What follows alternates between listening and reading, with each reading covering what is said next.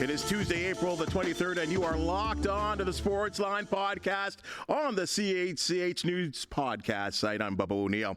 Well, the focus, as you do know, athletes, executives, officials, teams, and broadcasters who hail from Southern Ontario and have become a success. Today's guest, a true three-tool player from the media world. A journalist at heart, this Hamiltonian has been a contributor in the Canadian media business for nearly 4 decades. In addition to being an award-winning columnist at the Toronto Star, Damien Cox took his talents to radio, television, informing and entertaining, and at times provoking readers, listeners, and viewers on a wide range of sports and personalities. In addition, he's passionate about long-form storytelling, and his latest book, Revival, will make any Maple Leafs fan emotional. Damien Cox, I feel really lucky right now that you come and join me. I know you're a big-time player. You didn't need to come here, so thank you for checking us out here. And I know that people that know your roots, you're back in Steeltown. That's got to feel good. Yeah, you know, it really does feel good. And it's funny, since I left, which whenever that was, I haven't had a lot of things to do other than covering some Hamilton Tiger Cat games. I remember covering the Canada Cup in '87, if you can believe that.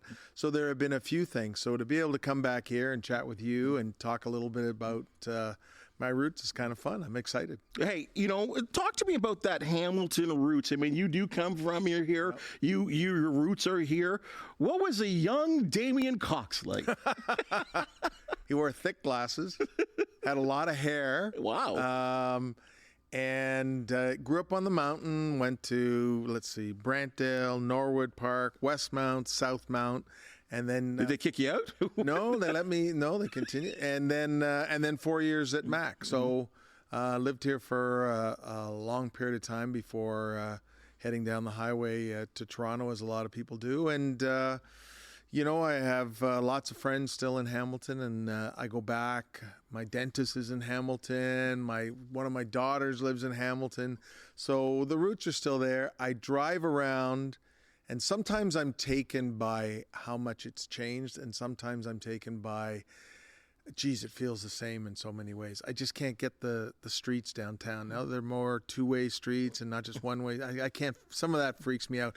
And it still freaks me out how they turned the football stadium around. I go in there and I'm completely disoriented because I started going there in the mid-1970s for high school games. Mm-hmm. And, well, actually, even before that, went to some Tiger Cat games around the Jerry Williams era. A friend up the street, he had a Tiger Cat living next door, and they had season tickets, so would go to those occasionally. So I wish they'd turn the stadium back, but I don't think they're going to. No, they're staying a little bit late. It's amazing. After all that debate, put it up on the mountain, put it down by the water, put it in Burlington, put it by the GO station in Aldershot, and all they did was put it on the same spot and turn it. It has to be. I mean, you've traveled all over the place. It's got to be, if not the only, one of the last stadiums in a residential area. Boy, that's a great question. I haven't been to, I'm just going through my mind. Of course, you know, I mean, the Alouettes play in McGill, and that's in the middle of a university / residential situation. So I still love the setting. You know, I really do love the setting where the stadium is. It's a nice stadium. I wouldn't have ever dreamed they'd be able to build a new one. And yet they build new ones at Canadian Football League cities across the country, which is, I think, how we hope the league will survive and flourish because they have these new buildings. So I'm proud that they were able to build a new one. I just wish somewhere along the line they'd been able to build an appropriate hockey arena. And I always thought the best thing would have been to have one shared between a junior team and a McMaster University team. Because I remember going to MAC games when they had great players like Rick Master Louisi and stuff like that. in the late 70s and early 80s, and they had a big hockey following, and then no hockey at Mac, no women's hockey, no men's hockey. So maybe one day somebody will build that stadium, and we'll see what happens. Well, it would be nice for it to have it back. You know, maybe they play at the Anderchuk Arena up in the mountain. That would be a place I would think of. But you're right, because Brock is thriving right now, Brock University, with their hockey program, and there's really no reason why Mac shouldn't have hockey as well, too, based on its history. You know, you do talk about the Tiger Cats, but I'm going to play a little video for you, and I just want you to tell me what you think about when you watch this video. Okay. Let's go ahead, Laura. What do you think about this when you see this? Well, I mean, Angelo Mosca was such a figure in Hamilton football at the time. I started sort of, there, and that's the '72 Grey Cup. He and Garney Henley, I assume, and he was such a figure in the city at the time. And the neat thing, and of course, then he went on to do wrestling, which I saw him do as well. And then his son did wrestling. He was a wrestler as well. So the neat thing for me with Angelo Mosca, which I sort of, found out or learned later, was that he went to the University of Notre Dame, and I'm a big Notre Dame fan. So he was a star there before he came to Hamilton. And I think he epitomized Hamilton's rough and tough football style. So I would guess you would call him, there's that late hit, that's right. Which led to this. Oh, yeah. Oh, yes, that's right. I'm trying to remember if I think I was there for that. I think this was in Vancouver. Yeah, well, I was definitely at that Grey Cup. Oh, my. That's Joe Cap, right? Yep. Right down to the very end, these guys. Yeah, well, and Angelo knew how to put on a show, and he was such a presence when he was around. He was one of those guys. So I think he's missed, and I think the football player who lived around the corner from me was on that '72 team. That was Dave Fleming. Mm-hmm. My parents grew up and they knew Don Sutherland, who punted for the Tiger Cats. Sudsy. Yeah. There were different guys, but it was different then. They were in the community. You knew guys who lived, around the corner. Maybe that's still the case in some areas. I don't know. But it was a really interesting time to be a Tiger Cat fan. And, I always remember being able to, after the game, you could run on the field. Mm-hmm. And throw the football around and do stuff like that. They don't let you do that anymore. No. But another era, another time. Speaking about that other era, we talk about, the young Damien Cox, and obviously you have gone on, you've written books, you've written, I don't know, thousands, maybe millions of columns in your lifetime. The passion for writing, where'd that come from? I think probably the fact that I read voraciously as a kid. I read a lot of books. I was a hockey fan in a household. My parents were English immigrants. There were 6 of us. I was really the only one who was super keen on sports. I used to watch it all. I remember watching Secretariat win the Triple Crown. I wasn't even a horse racing fan, but that was on TV. I'd watch everything that was on TV. So I always wrote and did stuff, but I really didn't have a direction. Even when I was at Mac, I wasn't really thinking of that. And then I had sort of a choice of to go. I could go to law school or I could go to journalism school. I'll always remember the disappointment in my parents' face when I told them I was going to go to journalism school and not law school. And I think it was really then that a lot of things came together and I began to become more passionate about writing. There was also a professor at McMaster whose father had been a foreign correspondent for the Globe and Mail. The professor's name was Kim Nossel. A lot of people at Mac will remember him. And he's still around. We chat now and then. And he was so passionate about his father, and he really pushed me in that direction. And it was when I got there that I really got into it. I wasn't thinking of sports, though. I was sort of thinking about politics, maybe one day, being a foreign correspondent. But, fate took me in another direction. That's where I went. And sports has been just synonymous with you and writing and being a part of that game. And I know you've, as you said, you're a hockey guy, but you've covered so much over your career especially in those earlier days. And I really got to, I guess, see you in my sort of closeout days at Sportsnet. There was something that happened, I'm going to say probably in the early 2000s, where it seemed to me where the national sports networks were gobbling up all the columnists. Yeah. From all, it could be, I don't know, Mark Spector in Edmonton, you, Brunt, like, I don't know what happened. Like, what was going on there? Radio as well, too. Yeah. No, which had to be great for you guys. It was really great. I mean, it made everything in the end, because when I started out, I was a newspaper writer. When I started covering the Leafs in 1989, that's all I did. Mm-hmm. And then sometime soon after that, radio started. I guess it would have been 91. But there were not guys who were in the newspaper business did not really go. I mean, Dick Beddoes, he did some. They had a panel show, a TV panel show at one time during the 60s and 70s, but there wasn't a lot of crossover on a regular basis. So, I mean, I feel like in that way I was a little bit at the cutting edge of things, in that I got a chance to do full-time radio in 92. Gord Stellick and I had a show. And then that just seemed to snowball. That at that time, the networks believed for credibility, they needed people from newspapers. It seems kind of funny now when you look back, because newspapers have changed so much, the networks have changed so much, and it doesn't work quite that way anyway. So, I mean, lucky for me, it did. And so I started doing more radio and then some TV, a lot at TSN. And then I was lucky that there was competition when Keith Pelly came to Sportsnet. I guess that would have been 2010. Does that sound right? 2011. He really wanted to compete with TSN, having been at TSN. And so, as you know, when you get a couple of people who are interested in your services, you can end up doing fairly well.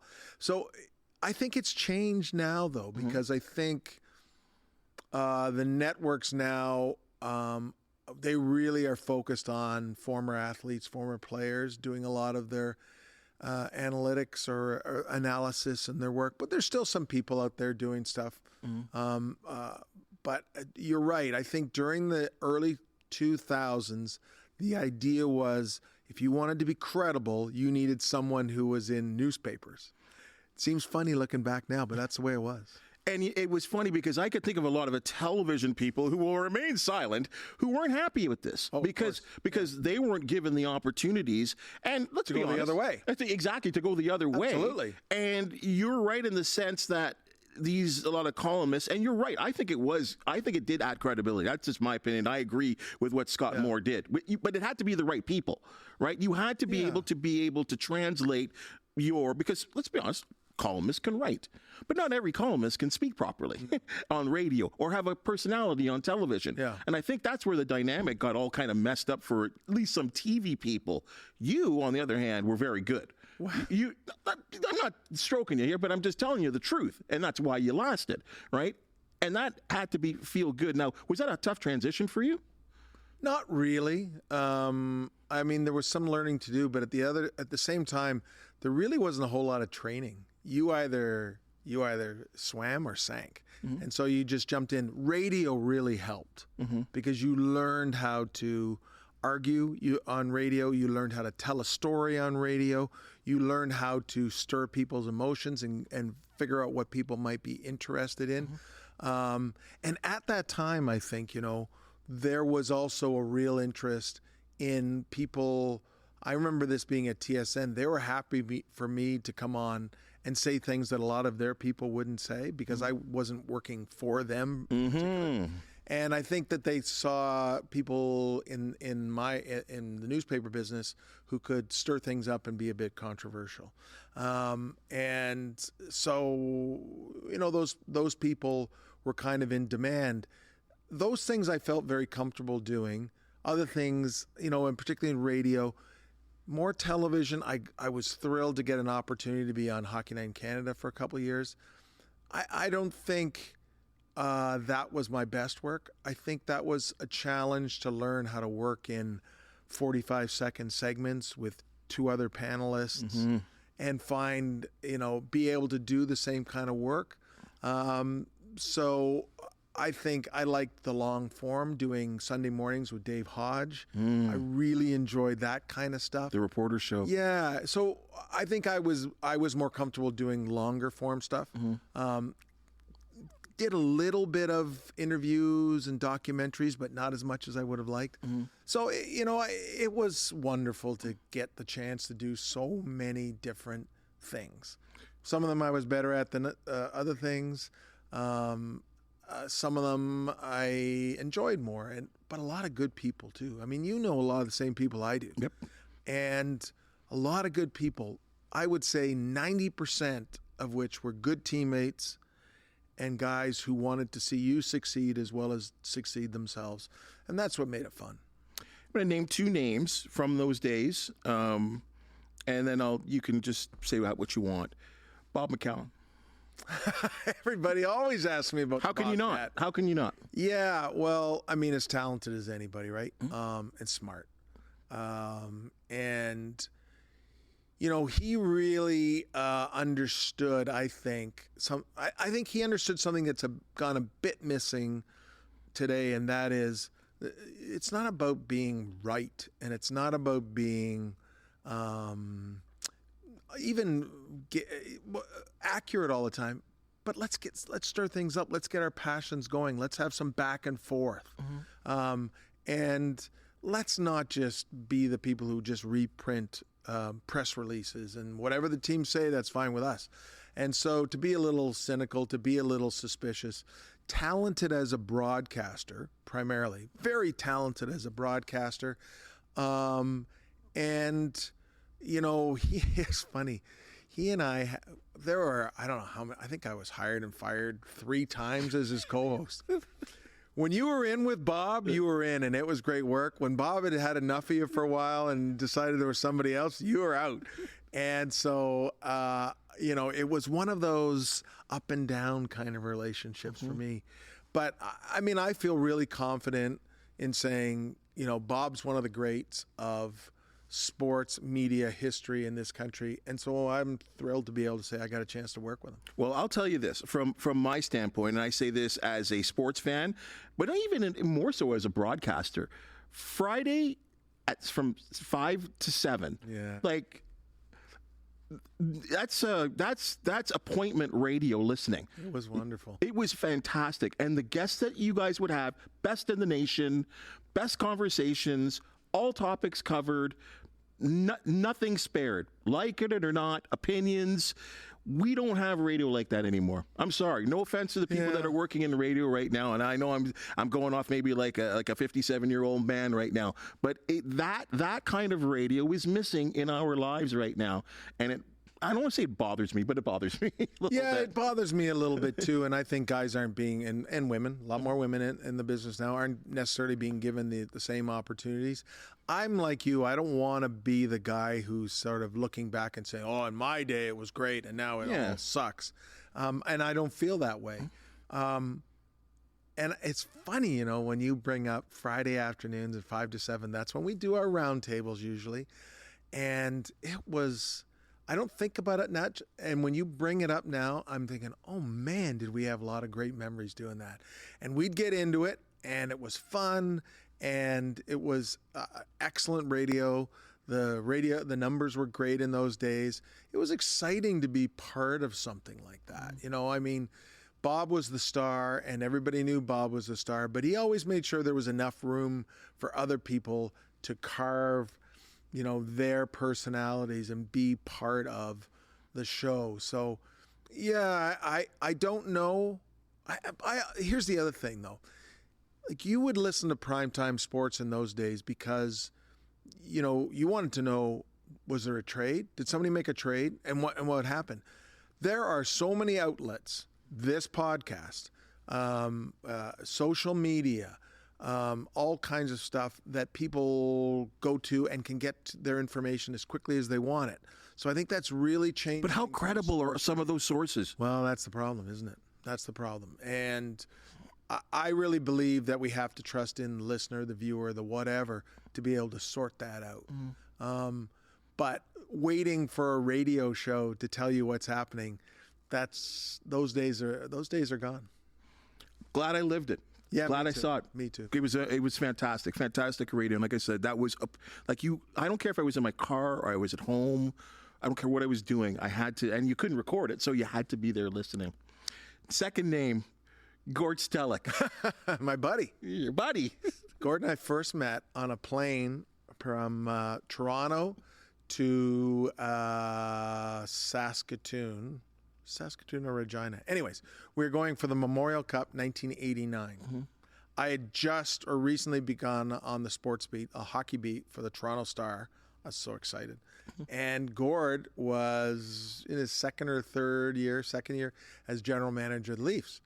And so in those days, you just walk on and they were all there. They're flying commercial just like you are. So I end up, talking to Gord and interviewing him. And he's telling me, there's this guy. But there's this Swedish guy named Matt Sundin that a lot of people are talking. And I wrote, Matt Sundin. That's got to be important. Matt Sundin. Okay, Swedish guy. Because remember back then, it was mostly still Canadian players that were being drafted in the top rounds. So Matt Sundin, he's guy. And then I said, what's your coach George Armstrong? And he said, well, he doesn't really want to be the coach. And I said, he doesn't want to be the coach? Yeah, he says, go up and ask him. And George, the legend, George Armstrong, is sitting up there. So I figure out a way to get up there, go sit down beside him and start talking to him. You don't want to coach the team? No, I don't want to coach the team. But Mr. Ballard, I'm worried how he'll react. And, I've been working for the team. I get the salary. I've got a pen. I don't want to lose those things. And this is my introduction to Maple Leaf hockey. Unbelievable. Right? That they're going. And the funny thing was, too, that was the same draft. That was the draft the Leafs took. I'm spinning. You can hear the rubber burning or smell the rubber burning as I'm trying to remember. That was the draft the Leafs took Scott Thornton third. Thornton, okay, that's right. And ended up taking two more members of the Belleville Bulls, right? Mm-hmm. And the joke was that's the only team they'd really scouted back then because the Leafs weren't a very sophisticated organization at that time. So that was my introduction to it all, and that was my introduction to Gord Stellick. He left soon after, went to New York. We talked then, and then we ended up doing some radio together when he came back from New York. And then we did a book together. And that's what was fun about this book, this newest book, is it was kind of a chance for not just Gord and I, but some other people we'd worked with in the editing and publishing business to work together again. It was a chance for us to, as we said, to get the band back together. I mean, Gord's one of the great people I know, great family guy. We've known it. We still laugh at the same jokes. That's when you know you're good pals. We may not. Look at you two. We may not talk. How come he looks so young? That's Christine Simpson in the middle. That was who I love. Can we just say this right now? She is the queen of hockey for me. I love her. Oh, man. I remember working with her at Sportsnet with the short hair back then. Her sit downs, and you can understand this. Again, given the short amount of time that she has to deal with, those sit-downs and whoever she's working with in terms of the editor, they're top-notch. Well, Christine loves hockey, and she loves hockey people, and she's a very emotional person, and I think that comes across really well in her interviews, that she cares.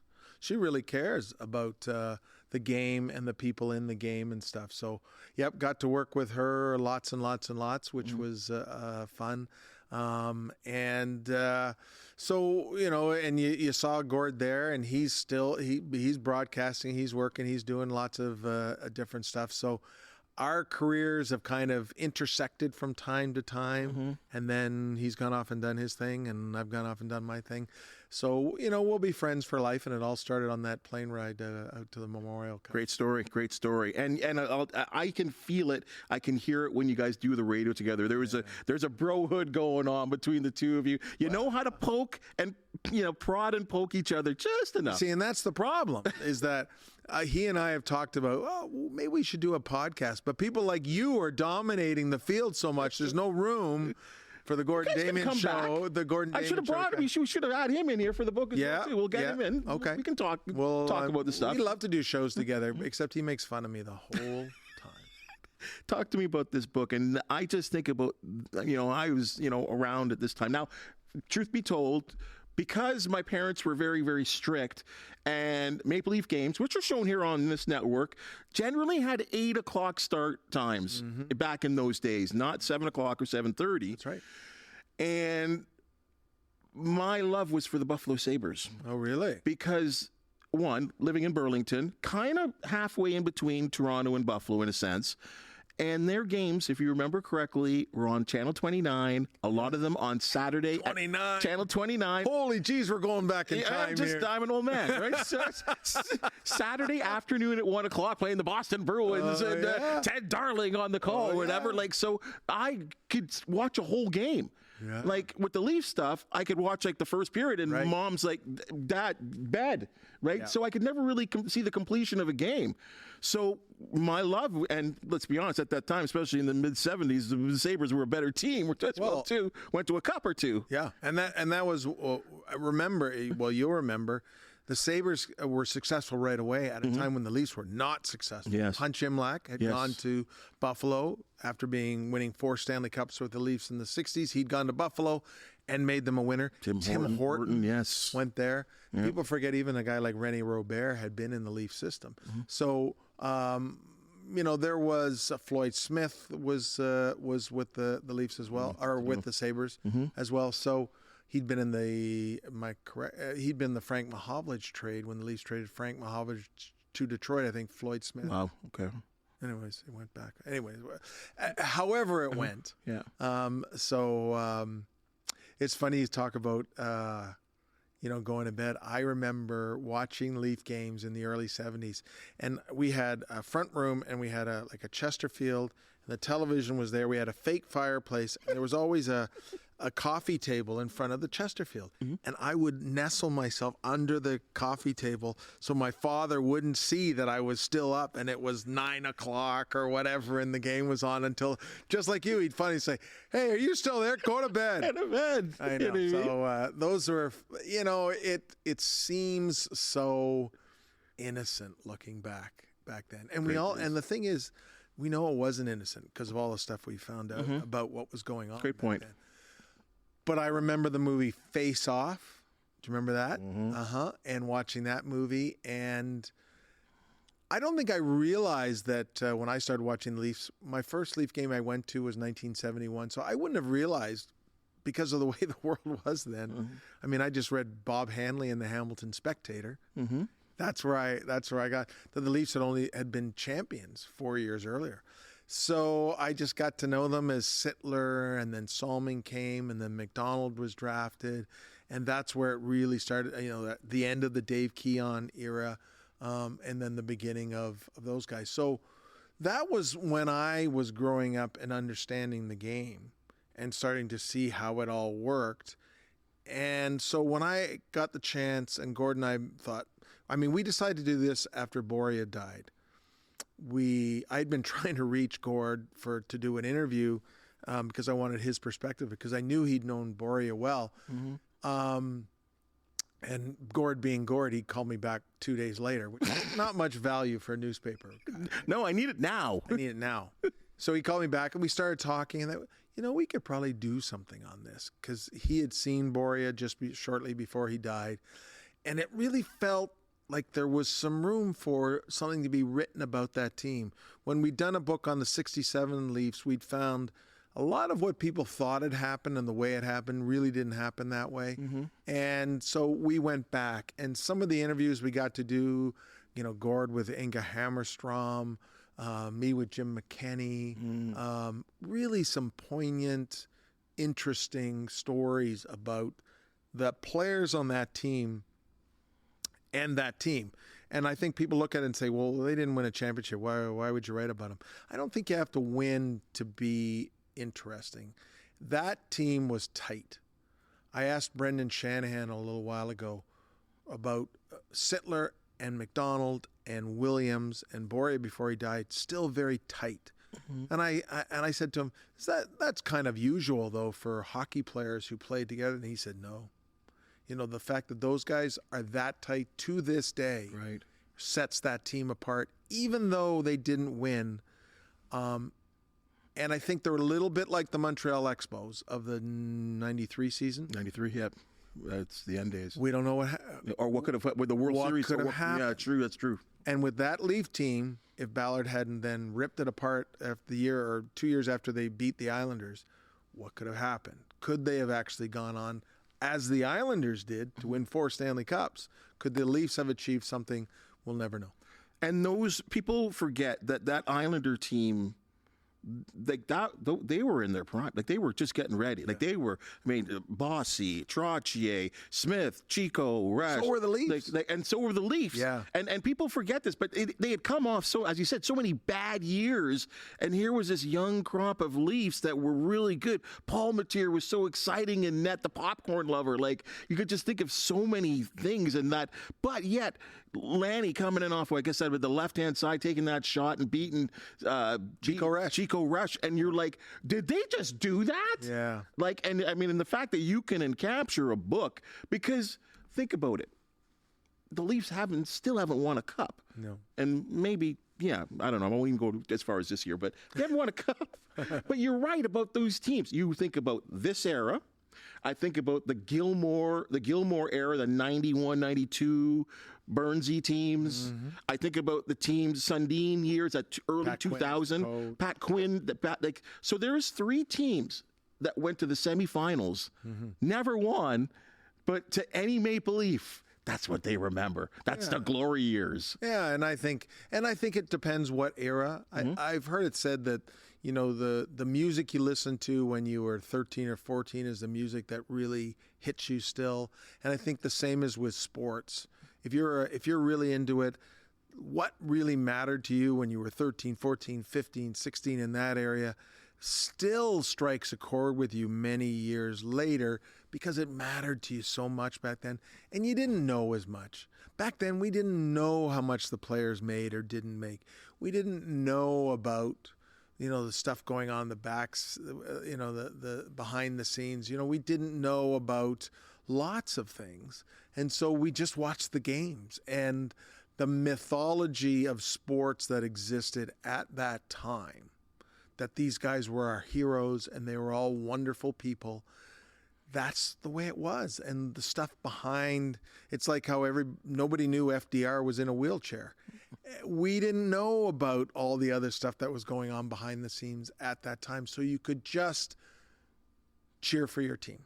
You're right. And the fact that you're right, and it's so true, because there wasn't the access to the athletes, you could just formulate in your own mind, kind of like listening to radio, to what your star was. It was whatever you wanted your star to be. It was someone special to you and so memorable for so many, many people. You think about it. Well, let's just transition to the obvious. Your thoughts about the Maple Leafs right now? Not hardly anybody ever asked me about that. No, of course not. Somebody walked down there. So what? Somebody yesterday, I was playing golf as I'm walking to go take some putts. So you think they're going down 4-zip again? I'm like, how would I know? No. I'm just trying to putt. I think they're a pretty interesting group. Let me give you a couple of things. The way I've kind of changed as I age and I get a little softer in my views. It's, you know, it's only the playoffs matter. I don't believe that anymore because, as my wife and I often chatter about, we watch the Leafs in the NHL hockey, but predominantly the Leafs because, you know, they're from October to April in the regular season. And since Brendan Shanahan got there and since Austin Matthews got there with Mitch Marner and William Nylander, they've been a very entertaining team to watch in those winter months when we're sitting at home and we can't go outside a lot of time. And so they have provided a really entertaining team to watch. A team that has then gone on the playoffs and failed. But that doesn't mean the regular season doesn't matter. People only want to think of these things as competitive things sometimes. This is entertainment. You know, you go to a movie, you go to a concert, you go to whatever, you want to be entertained, you want to think, this was worth my time. And I think the Maple Leafs, for a lot of the year, it's worth their time. The challenge is, particularly now, it's a 32-team league, not a 6-team league or a 12-team league or a 20-team league, which makes it really difficult. And getting that the group of players in just the right way to win is really a challenge in a league where there are no great teams anymore. There are just really, really good teams. So like no one can tell me the Vegas Knights are a great team, but they won the Stanley Cup at the right time, and they were better than anybody else. So, which brings us back to this Maple Leaf teams. They're a very good team. If they get the goaltending, if their star players score, they could go as far as lots of teams. I think you saw in Game 1, they can be really bad. I think you saw in Game 2, they can be pretty darn good. And I think we're going to be entertained for the rest of this series, whatever happens. And maybe this is again how different. When in the 70s, whether I was watching the Tiger Cats or whoever, it was just about winning and losing. Now, show me something I find it like that was a great hockey game last night. It was a great game. It was a really great game. Goaltender wrote standard. Yeah. And Samsonov was, who we were like, what? This guy's got to be changed. And then next thing he puts in a performance. 5 saves he made last night were A1, like fantastic stuff, game-saving stuff. And I think I've come to terms with the fact. So when I started watching the Leafs, as I mentioned it before, I went to my first game. It was I think it was against the Minnesota North Stars. And Cesar Maniego was for Minnesota. And it had been 4 years since the Leafs won the Stanley Cup. What's it now been? 57? Yeah. And so it's possible they may not win during my lifetime, and I'm okay with that. You and I share a love that maybe not everyone can appreciate. I come from a family that we used to wake up. These are the mornings that are real special to me when I think about it, was breakfast at Wimbledon. Oh, yeah. And watching the men and women's final was always something in my house that we did. Tennis is a sport that I think not everyone loves, but when the Canadians are going good, it's always a lot of fun right now. Mm-hmm. Your thoughts on the tennis world right now? And I just read, I saw on social media today, Bianca Andreescu saying that she's going to play a tournament right before the French. So I guess I guess she's coming back. And what a great athlete and a really nice person she is. So it's unfortunate that her career has not been able to follow up what she was able to achieve in that whirlwind period. And she became Canada's Athlete of the Year. And as you know, I'm very much involved with the group that decides on who the Athlete of the Year. So that was an exciting year. My parents were English. They grew up playing tennis. That was our sport. I played tennis before I played hockey or lacrosse, as I played a lot in Hamilton, or any other sport.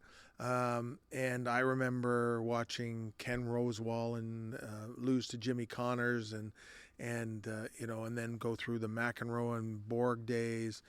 And then all of a sudden, I got to start covering tennis. And from 2000, I think I've got this right, 2002 to 2012, I went to Wimbledon every year for a day. Wow, it's right. Not only did I go to Wimbledon, like the press box is right in the corner of center court. So I'm like here and there. And I was there when what they say is the greatest match of the century, Nadal and Federer. I was right there. And people say, whoa, what was that like? The main thing I remember is how dark it was. Because, you would know a lot more better than I how camera lenses, TV camera, they can open up and make it look as though it's brighter. It was dark. Really? Because there weren't lights. That's right. Center court at that time. So I've got to see some of the maybe the greatest era in the history of men's tennis and maybe tennis, which now brings us to today. I think we're all feeling a little bit like Felix and Denis Shapovalov and Bianca and even Layla might have delivered more than they've delivered. So we're feeling a little disappointed. Feels too strong a word because it's so hard to win, but maybe a little disappointed that they haven't yet. The tennis world is adjusting to the absence of Roger. Rafa's still around, but barely. Joker's, finished. Andy Murray's just doing hanging on. Yeah, and of course Serena's gone, and all those great. The Williams sisters, one of the great stories in the history of tennis sport. And so they're all gone, and now we're in this new era. So Canada is viewed, I think, now as a significant tennis nation. Men won the Davis Cup a couple years ago. And we're waiting for probably either one of the people who are there now to emerge as a legitimate star and a Grand Slam winner, or for the next one. Yeah. But I keep waiting for Felix. I think it's there, but I know. It's just, it's the line is really, really, really small. And Dennis too. Like Dennis can be so spectacular, but also so I think it's here. I think it's here. I think you're right. So I mean, look, for me, I grew up loving the game in an era where there were no Canadian players, and then watching. When Daniel Nestor was the only Canadian player. Every tournament he was there by himself playing doubles or playing Davis Cup in some Central American country far away. When he beat Edberg? Yeah, that's right. He beat Edberg. So to have these Canadian players of consequence is a wonderful thing. And I actually haven't played the game as much as I had for a while because I really got into golf. And now I'm going to start playing tennis again. So the love never goes away. Well, that is, I think it's great to see that, because you're right. When the Canadians are doing well, and I feel like it always, she gets knocked for some other things, maybe that's fair or not fair. It kind of started with that Jeannie Bouchard when she started. All of a sudden, when she ends up in the final at Wimbledon, and and it's like, whoa, what happened? And then we got a little taste of success, and I feel like poor Milos grew up in the wrong era, like. He probably would have won a Grand Slam or two if he did not grow up in the era of the big three, really, because he kept having to run into those guys all the time, which is really unfortunate. But just to one of the nice things about all those players, Jeannie was a bit different, but Milos, I don't know if you've ever met him, wonderful guy, wonderful guy, really nice. Felix, really nice young man. So we've been able to develop great players, but really top people. And Milos, who's still trying, he had the best serve in tennis for a while. He was not, of his era, of the group that came along with him, he was not supposed to make it. And he did, because he's smart, he works hard, he's got a great family support system. I don't know how much longer he's going to keep trying, because when he's done with tennis, he's going to have other things, because he's has lived a well-rounded life.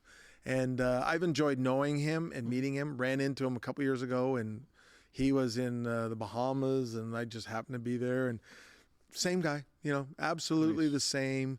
So he and Jeannie were the ones we thought, wow, this is going to happen. Jeannie went in a sort of different direction. And then this other era came along. So there'll be another star. At least we have a country now where we produce players, and that's pretty cool. Well, that's a great thing. I'll finish up on this. We're going to finish. I'm enjoying. Yeah, we've had a wonderful chat, Damon. And again, this is a memory for me already. You've done so much. We've talked about the TV, the radio, the writing. You've put together a book here. What's left for you? I mean, I don't know what is. Well, this is it. This show. Then I'm retiring after this show. This is it. I'm really proud. This is like, remember those wrestling matches they used to have? The loser has to quit or leave town. The loser leave town. That's what's going to happen. You win. I win. I leave town. Yes. Congratulations.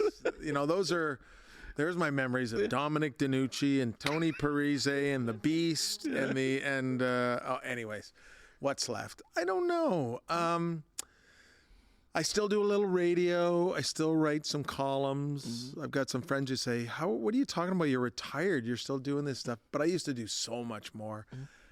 I think when my association with Sportsnet ended in 2019, I think I've got that right, I think I was kind of burned out. I've been going hard for 30 years, and I think I'd lost a little bit of the fire. So we went into COVID, and then we've come to this part. And I think I'm not sure when I understand what's going on in the media business there, I'd want to get involved. It's changed so much. I'm not going to say it's better, worse, whatever. It's changed so much. There might be something out there for me that might offer itself out. I don't know. Podcast. There are a few things that people have approached me about, but nothing really jumps. So I like to think I'm on sort of on the second curve looking for something else. And it may have nothing to do with sports journalism, but, or journalism. I mean, I'm in my 5th decade of writing now. I wrote it's actually, this will be interesting. It'll be 40 years this December since I wrote my first article for the Toronto Star. Wow. That was in 1984. So I got to write in the 80s, the 90s, the aughts, the teens, and now the second roaring 20s. So 5 decades of writing that have taken me around the world. I've met people, I've done things, I can't ask for anything more. I really can't. Mm-hmm. There's not a bitter bone in my body that I'm not on Hockey Night in Canada anymore, or that I'm not working or doing other stuff. It's been such a great run that, I'm happy to just sort of do a little bit, but it's also somebody else's turn. Like I got to, I grew up listening to Norm Marshall do Hamilton Red Wing games. My favorite hockey player's name still is Owen Jelly, who played with Mike Visor and those guys on the Hamilton Red Wings. And reading Bob Hanley in the Hamilton Spectator. And then I got to work with Milt Donnell and Jim Proudfoot and Wayne Parrish and Stephen Brunt on radio Shaky. and television, and Jim Hunt and Bob McCowan and Dave Hodge, and on and on and on and on. What could I possibly, so we'll see. I'm not saying I'm done, but I'm looking for other ways to enjoy life, and who knows? Maybe there'll be another book. We'll see. I can't wait to sink my teeth into that book, because I think you'll enjoy it. I think it's going to bring back some memories of the childhood, and I think that's part of the fun of reading a book that actually says revival. So it makes me think of, this is going to be fun to read. So, hey, this has been fantastic and a real honor for me. And as you said, you just listed off some names of people that have inspired you along the way in the business. Let it be known that you inspired me to do what I do right today, and hopefully I'm doing an okay job. So to have you here on this podcast is a real honor for me. So hopefully, hopefully you'd come back. Let's get Gordo on here as well too, because we'll need a longer show. Probably. And you have to be willing to listen to Gord's memories of Partridge Family shows, because almost all his memories are from the very early 70s. But we would have a lot of fun to doing that. So it's very kind of you to say the things that you said and to invite me on your show, and maybe we'll do it another time. Look forward to it. Okay. He's a Hamiltonian, folks. That's your Sportsline podcast for the day. And as you've just seen and heard, we love talking to people that love sports and that are really charged up about it, enthused by sports. If you do know of an athlete, team, or event to promote the Sportsline podcast, do want to hear from you. Please hit that thumbs up, like, and subscribe button. And if you do have something to say, please comment. It makes us better. For the wonderful people that make the Sportsline podcast possible, thank you so very much. And we'll see you tomorrow.